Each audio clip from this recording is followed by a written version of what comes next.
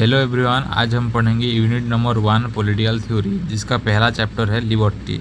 Liberty means आपको पता है ये सिनोनिमस है फ्रीडम के साथ। जब इंडिविजुअल को फ्रीडम दिया जाता है कि वो थिंक एक्ट और खुद को एक्सप्रेस करे बिना कोई रेस्ट्रिक्शन स्टेट के या सोसाइटी के, उसको हम लिबर्टी बोलते हैं।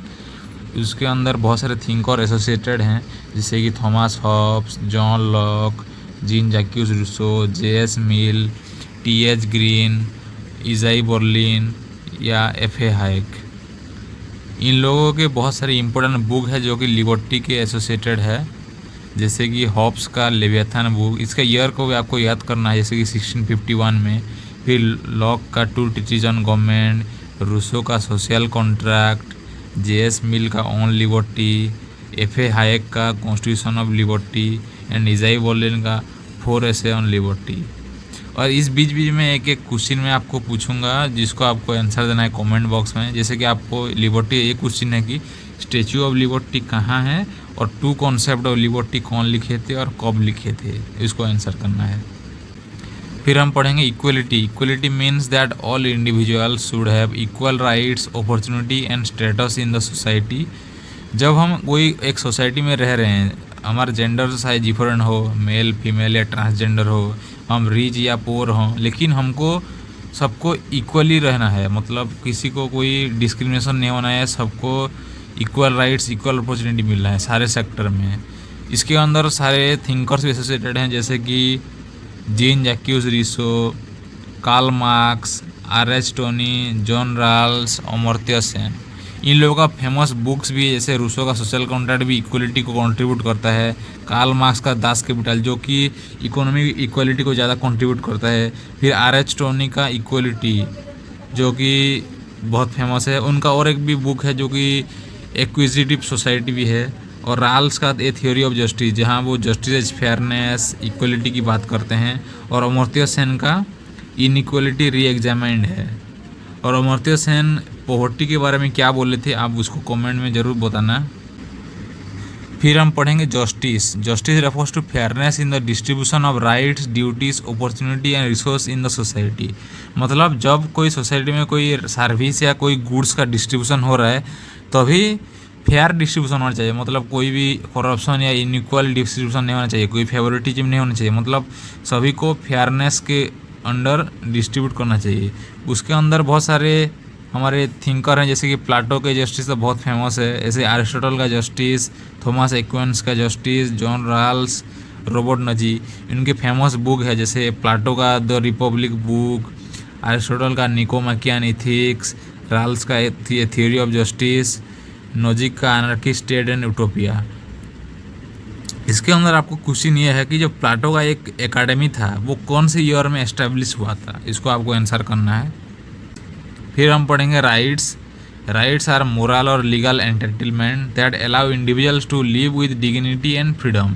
मतलब राइट्स एक ऐसी चीज़ है जिसके अलावा कोई भी सिटीजन एक सोसाइटी में सस्टेन नहीं कर सकता है, क्योंकि राइट्स हमको अलाउ करता है कि हम कैसे किसी डिमांड करें, कौन सी चीज़ के अंडर हम खुद को प्रोटेक्ट करें, उसके ऊपर लॉ होता है, उसके ऊपर रूल्स रेगुलेशन होता है।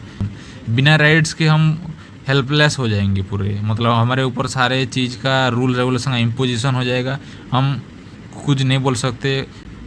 उसके ऊपर बहुत सारे थिंकर हैं, जैसे कि जॉन लॉक हो गए, जेरेमी बेंथम हो गए, टी.एच. ग्रीन, हार्लड लास्की, ये सब हो गए।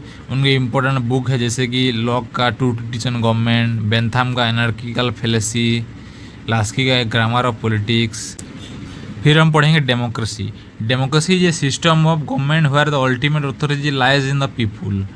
थिंकर एसोसिएटेड विथ एरिस्टोटल का डेमोक्रेसी के ऊपर बात है। रूसो भी बोले थे वो कि डायरेक्ट डेमोक्रेसी की बात करते।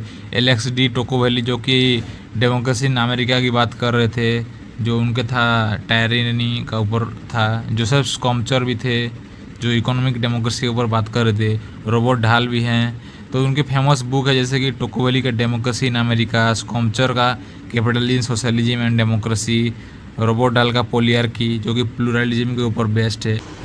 Power is the ability of an individual और ग्रुप टू इन्फ्लुएंस और control the behaviour of others. जब हम कोई पावर यूज करते हैं तो इसके लिए हम किसी के व्यवहार को चेंज कर सकते हैं, मतलब इसका बिहेवियर चेंज हो जाएगा। उसके ऊपर आप डरा के धमका के उसको जो उसका नेचुरल इंस्टिंक्ट है उसका बिहेवियर चेंज हो सकता है। थिंकर एसोसिएटेड हैं जैसे कि मार्क्स वेबर हो गए, रॉबर्ट ढाल हो गए, स्टीफन लुकास हो गए, माइकल फुको हो गए। तो इसके ऊपर आपका क्वेश्चन ये है कि स्टीफन लुकास का जो 3 टाइप्स का पावर है उसको आपको बताना है।